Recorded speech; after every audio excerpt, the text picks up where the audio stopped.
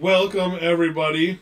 Welcome, everyone, to Nerds of the Northland, episode 4. We are going to talk about... This week, we're going to go over our top 10 Super Nintendo RPGs from the system that started it all in our gaming. Yeah, naturally, we wanted to talk about top 10 Super Nintendo RPGs because we kind of went, that's kind of the order we went.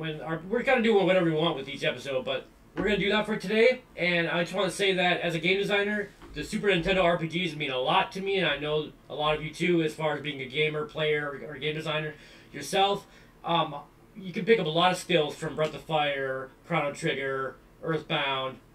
Amazing passion projects that we're going to talk about. 10 through 1 today. Yeah, we're going to do it in the right order, I think. And I think we keep doing these top 10 videos, and we really like top 10 lists and going over the games we love. If any of you have any ideas for episodes, we're thinking of doing a Meet the Nerds mini-series thing where Jake and I will do our own episodes talking about our lives and introducing ourselves. You can get to know us a little bit better. But today we're going to go over our RPGs and doing some little camera work here. Acting like we kind of know what we're doing. So. Well, for number 10, we're going to talk about Earthbound. And we both haven't played it as much as the others, but we recognize how great and how awesome the game is. It's a little quirky, but that's the point to it. If you play it, these kids are friends and they go travel the world, all these different dream worlds, almost similar to Dream Dacia, my first game. It's like a dream world. Anyway, so yeah, I can't. I mean, it's just a wild adventure, and we put it at number 10 because it deserves to be in the top 10. But we should go back and play it probably. Yeah, and there's been a ton of controversy about this game. But we never got the first one, and everybody's been waiting for a new sequel for the new systems. I think we got a remake on what was that, DS or 3DS? No, it was Game Boy Advance. We got the third one, but I never even played it. Yeah, the other games. Yeah, I haven't played it either, but it has this kind of quirky RPG style where it's like and it's different than other games, so it deserves its spot for sure. Yeah, definitely. Next, number 9, Secret of Mana. How can this not be on the list? No, definitely classic. I mean, I can vividly remember sitting and playing this in Jacob's closet. But yeah, it's definitely Secret of Mana was a great game, and I loved the it wasn't turn-based RPG, but yeah, it had like the menu system kind of similar to Secret of Evermore and Mana. They're kind of like brother sister games. You can call them. Evermore is in America. Evermore. Sister cousins. Sister cousins. Mana was created in Japan, and it was like it came before Evermore, so it was a new idea of how the menu can come to the character and you can rotate it, and it was more interactive that way. Oh, yeah, it's the big circle now, remember? Yeah, the big circle you choose. Oh, okay. It's a pretty fun game. Yeah, and then, well, I mean, I feel like maybe the further down the list we'll spend longer on these titles. The next title is one I didn't play very much, but I know Jacob's. This is probably more of Jacob's wheelhouse here. It's a good game called Illusion of Gaia back in the mid-90s. Yeah, I don't mean to hog this one. We're behind the scenes. We're making a list, right? And we're thinking about what could be here. And I mentioned this one because it is one of the best games on the Super Nintendo. And I know not everyone has played it, but I would play it if I were you. It's a great adventure. Think about Secret of Mana Evermore without the menu system, but with Enix making the game. And I can't explain it too much, but it has like Incan ruins, it has a pyramid, it has there's certain moments in Illusion of Gaia that relate to actual history, which is pretty cool. So, yeah, and I know it's definitely a game I heard a lot about and saw a lot of, but it's just not one I really played a lot, I guess. I was more into the Final Fantasy titles, which would bring us to our first Final Fantasy title on this list, which is number 7. Yep, Final Fantasy Mystic Quest. This is the only one on the list. Let me look at the list quick. Boom, boom, boom, boom. Oh, okay. One of the few I've learned the speedrun for. It's so fun. I only like. I'm not gonna talk about it too much, but I like speedruns that aren't just as quick as possible. I like to see the game, fast, but kind of you can see the whole game. And Mystic Quest does a really good job. It's like 3 hours only. As far as most speedruns for RPGs are like 6, 7, 8, 9 hours, but 3 hours is pretty good. And it's one of those games. Mystic Quest is one of those games where you go through each element, world, fire, ice, it kind of pretty simple story, but it's so fun. And the soundtrack, we haven't talked about the soundtrack to all these games, but each one has an amazing soundtrack. Yeah, I feel like this is back when attention was paid a lot more directly to the soundtrack. And for Final Fantasy Mystic Quest, I think the funny thing, we mentioned this in the past video, is I think Final Fantasy Mystic Quest was Japan was like, Americans are stupid. They can't handle our intense technical RPGs. Yeah. So let's give them this simplified game, which ended up not just being a simplified, easy game, it was a great game. Exactly. But it also made Americans like, what the hell, man, give us better Final Fantasy games, and then that turned into one to today, which now Final Fantasy is #1 best-selling RPG on the planet. Definitely. Yeah, so. So I'll say that we're going to talk a little more about the top 5, because the 6 through 10 is more like, we're just going to play some of them because they're really amazing games, we played through them, but the first of the top 5, number 5 is... Well, we skipped number 6, so number 6. Oh, sorry. We'll get to number 5, but yes, I think he's right. I think the top 6. Now, these are games actually we probably put a lot more time into than the rest of them. Number 6, we put Breath of Fire. We're just going to say Breath of Fire 1 and 2 because mechanically they're not a whole lot different. They're just the second one's just an extension of the first story, basically. So yeah, Breath of Fire. So amazing games with the dragon transformation. And I don't know, when was the dragon transformation in the originals? I forget. Yeah, dragon transformations for the heroes in all of them. And I apologize for that. This is why we are authentic and do things in one take. But yeah, the top 6 are the ones we're going to talk more about. Breath of Fire, as a game designer, I do take a lot of pride taking some elements of their how they make the main menus, especially in the second one in the story, how it drives you along while being linear in a way, but you can still do some side things. But for being a linear RPG, it's one of the best. And this one, alongside Final Fantasy and Dragon Quest, may have made the best possible transition to PS1. Definitely. Yeah, it was amazing. And the sequels for PS1 were pretty good too. Yeah, so. Yeah, for sure. So now we'll move on to number 5. Super Mario RPG. Square and Nintendo made a baby. Yeah, and I mean this game. I mean, if I was just going off nostalgia itself, I'd probably put this game at number 1 or 2. But going off, putting everything together and considering everything, I can't put it above what's going to come next on the list. But it was such a great game, being able to play as Bowser and run around and oh yeah, you know, the active battle system, and it was really cool. And it continues till, I don't know, I think the most recent Mario and Luigi game was like 2 or 3 years ago. Yeah, there's so many Mario and Luigi and Super Mario RPG games that started with the one in 1996 that Square Nintendo made a baby. Legend of the Seven Stars. Is that what it's called? I guess it's called. Legend of the Seven Stars. It's just an amazing game altogether. And as you said, playing as Bowser, you know, when you're like 6, 7 years old and you're like, what? You can play as Bowser now? Heck yeah. And then there's another threat.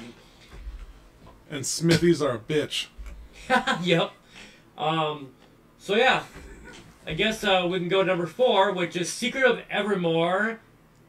Quickly, I'm going to say one of my favorite games of all time. It is the American Secret of Mana. Yeah, it's so cool. I mean, especially running around in like city streets and stuff at the beginning, and it was such a good game. And like a Chrono Trigger game, you'll definitely see towards the beginning of this list. Wink, wink.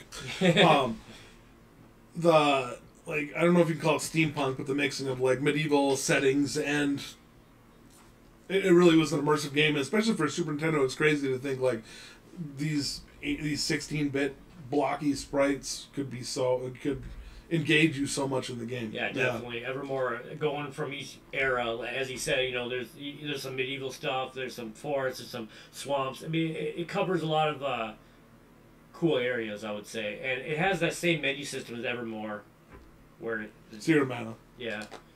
Mana, yeah. So, Evermore, play it if you haven't.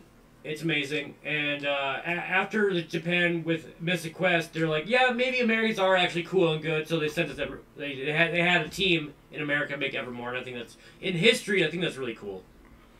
Okay, and that will bring us to the first of our top 3. These might actually be 3 of my favorite games of all time. Not just Super Nintendo, not just RPGs. Like these games, like obviously we have to go with The Legend of Zelda: Link to the Past.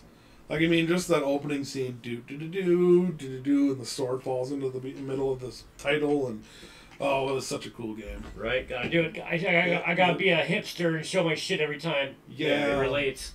I don't have that. I was told it looked like I was flexing the last time. I didn't mean to. I would try with my Triforce butt block. I can't show you. And I don't have muscles to flex anymore. Well, yeah, Link to the Past is very influential. I'm sure a lot of people know, a lot of you know, but it's an RPG. It is an RPG. Think about it. It is. It's amazing. Yeah, and that first time getting the Master Sword and Skull Kid in the woods, and the first time fighting Ganon, and first time stumbling into the room with Ganon, realizing you're not nearly ready for this, and immediately dying. That was fun. Definitely. Yeah, it was such a great game, and I think that might be as close as we got to open world back then. Because I mean, right at the beginning, you could pretty much go wherever you wanted to as long as you had the tools to get there. Yep, and being a part of the Critical Hit community, he's actually part of the Discord now too. We're gonna have events, and every event has these games we're talking about. The top 3, top 4, top 5 with me. They're usually in every event because of how popular, but not because they're popular for a reason. They're amazing top 10 games, and they're made by really amazing people. Well, Link to the Past is made in what, 94, 95, 91. Something like that? 91? 92 came out, yeah. God damn.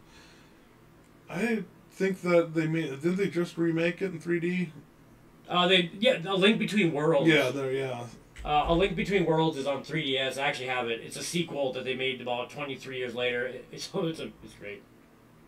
Yeah, it's crazy they're still using that. I mean, I guess the Zelda IP will live on forever. Oh, definitely. But you got to think, without Link to the Past, we wouldn't have Breath of the Wild, we wouldn't have Tears of the Kingdom, which are just masterpieces beyond belief. Oh, yeah. Yeah, no, definitely. Link to the Past, I mean, I'm sure a lot of you have played it, but if you haven't, that'd be like, out of everything on this list, maybe that could be the first one you should play. Maybe. But maybe the next two, or maybe that will be, if you haven't played them. Yeah, and we have talked about this game in our Final Fantasy videos. Final Fantasy VI comes in at number 2. It was just an amazing game. I mean, right off the bat, the strategy / turn-based style thing you got to do to save Terra at the beginning with the Moogles. Mm-hmm. And from that, I mean, to the story, it got kind of dark to the point with the Kefka poisoning in Terra Kingdom. Like, such a deep story and such a great game, and the abilities and the espers and the fact that you play this game for 20 or 30 hours and you beat the final boss and you think it's over and the world explodes and everything starts over again. It's so cool. I actually got more to it, yeah. Yeah, I actually just played through this game like a couple months ago again. I don't know how many times. I've probably played start to finish. I've probably played this game 20 times. It's one of those games you just play. I mean, a lot of these games you can play over and over every other year, but this one's a great one. And I want to say something about Final Fantasy VI is that the systems design behind it, where the espers give you magic and you level up more than just a character. Like, I love the system behind it. It's just so cool. Well, and the soundtrack, of course. Oh, yeah. The Buoy Matsu. World map music. I mean, that's still got stuck in my head all the time. It'll just come in my head when I'm driving. Like, definitely. It's good. It was great. And boss music, and it was just such a great game. I love it, and it has to be. I don't know of a whole lot of Super Nintendo games you can put 50, 60, 70 hours into. Right. Like, it's such a big game. Oh, so great. Yeah, to master it, too. I mean, that's what he's saying, 50, 60, 70 hours to master it. I mean, they have a lot of side kind of mega bosses that led to future amazing titles. Yeah, and, like, the side characters like Go-Go and, Umaru, the Yeti guy that you didn't actually have to get, but were so worth having. Gao. Well, Gao wasn't really secret. No, I'm just talking about Gao. Yeah. When you had to catch him. Well, I don't know how much time I spent just running back and forth from the belt, waiting for one enemy. I mean, I maxed out belt. I maxed out all the abilities, all the espers. Yeah, I did everything I could. And you can't max out all the espers because you have to choose between Ragnarok, which is the best sword in the game, or Ragnarok the Summon, which is just a random summon. So you have to actually do multiple playthroughs to get everything. Yeah. Oh, that might have been the beginning of my deep dive RPG obsession. Right. I mean, can't say enough about how great Final Fantasy VI is, but there is one game that is, we both believe, and a lot of people do believe it is the most inspirational and best passion RPG project of all time on the Super Nintendo. And one of the craziest parts about this game to me is it was so good, they tried to make a follow-up game, and it is one of the most hated RPGs of all time. They couldn't live up to mainstream RPG. They just could not live up to it. And the sequel is Chrono Cross, which maybe you could figure out. That means number 1 is Chrono Trigger! Which I don't know how anybody could argue that this isn't one of the best looking playing games on the Super Nintendo with the best story, with most memorable characters. I mean, the frog man, Sir Frog, all right? So awesome. Awesome. Sir Frog is actually my PlayStation Avatar, yeah. He is the best. He's the greatest. The game is so good, and the traveling through time and going from the future to the way past to the fighting Lavos in 10,000 BC or whatever. Oh my god! And that puts several hours in just traveling in the world in each era and figuring out what certain treasure you can get by doing certain side missions and this and that. And this, it's a great story. You'll get hooked. It's a passion project between Akira Toriyama and Square Enix. Yeah, and it was Squaresoft at the time. And, I don't think we couldn't get it on the Super Nintendo, but when they re-released it with Final Fantasy Chronicles, we got full FMV videos. Animation, remember those anime videos? Like, were so cool, which were made. I mean, it was basically like watching Dragon Ball, because it was Akira Toriyama's. It was him drawing all of it. B-Dude on Twitch is my buddy. I'm a moderator on there. He's a world record Final Fantasy VI runner with 100% glitchless and a lot of other categories. If you want to see the whole game, don't have time. If you do have the time, play it and spend several hours playing it. Yes. And I mean, Chrono Trigger, I think you can get it's like Final Fantasy VII. It's obviously not just beloved by us. It was released on PlayStation 2, Wii U, PlayStation 3, PlayStation 4. You can buy it on PC. I think you can buy it on Android. I wouldn't recommend that. It's got a really weird. The controller's just overlaid onto the screen, so it just doesn't work very well. But you can do it. I have FF7 on my cell phone, so. Right. I actually have. We were talking the other day. I have Final Fantasy VII on almost every system I've ever owned. Yeah, I have Final Fantasy VII on only like 3 things. He actually has it on his phone. I have Final Fantasy VII allegedly on my allegedly hacked alleged Wii. Allegedly. I'm just weird. Wow. We burned through those pretty quick. I was surprised this episode seemed to be getting shorter and shorter, and his brain cells seem to be getting shorter and shorter. I don't know if that's how it works, but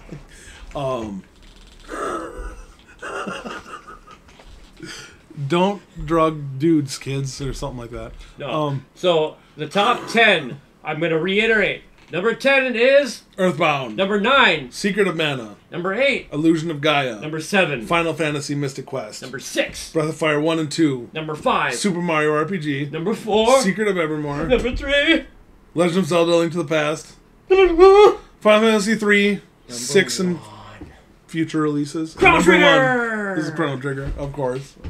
No. I don't know. I mean, even just as soon as we thought about this list, like nothing else could be number 1. Like you just can't. That was the very first thing we thought of, and then we had to figure out 2 through 10 actually. And Chrono Cross was a shitty frame rate, garbage story, bad game. Why did you do this to us? I tried it again recently. I bought Radical Dreamers on my PS4, and I couldn't get through it. I just couldn't do it.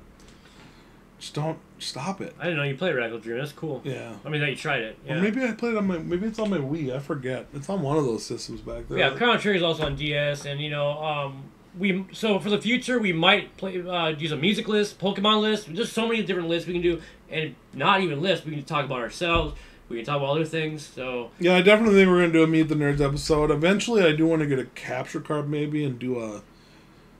I might do that on my personal YouTube where I showcase my hacked systems, which I want to do one more, but Sure, go to both of our in the description below. It's gonna show our YouTube channels and our Twitch channels. If you want to follow, subscribe, whatever you want to do. We like playing from old to new. Whatever we want to play, we just play.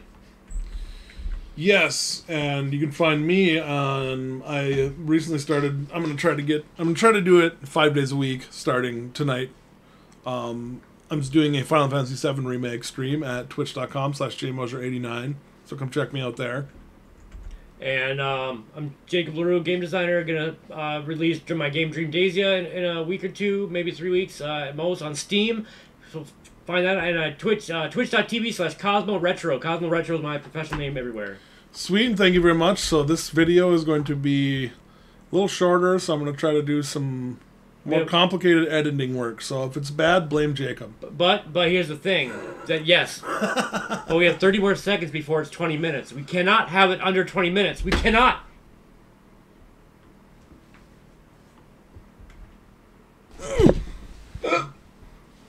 Nope, don't do it. Don't stop it. It has to be 20 minutes. Can't stop, won't stop. It just makes funny faces the whole time. 20 minutes exactly. Don't do 21, 21.